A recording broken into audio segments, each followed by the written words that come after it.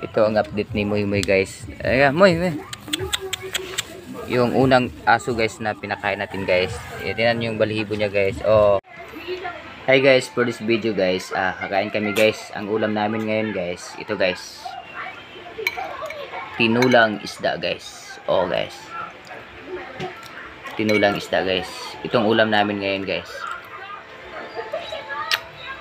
Tinulang isda guys. Okay guys. Sarap to guys.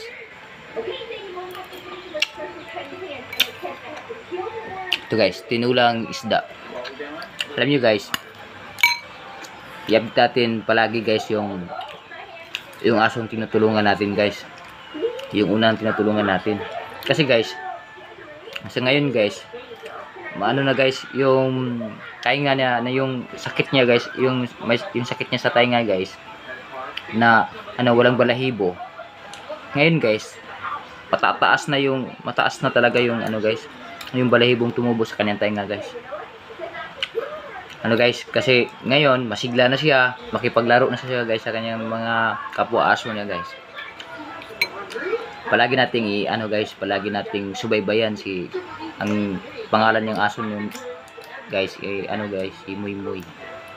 Yun, aso yun ng kapitbahay namin guys, tito ng pamangkin ko.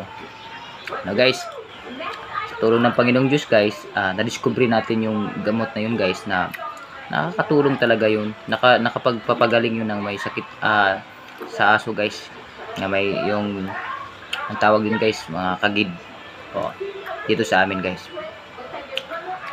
Sige guys, tingnan natin guys. Ito ang update ni Moy Moy guys. Ayan, Moy. Yung unang aso guys na pinakain natin guys.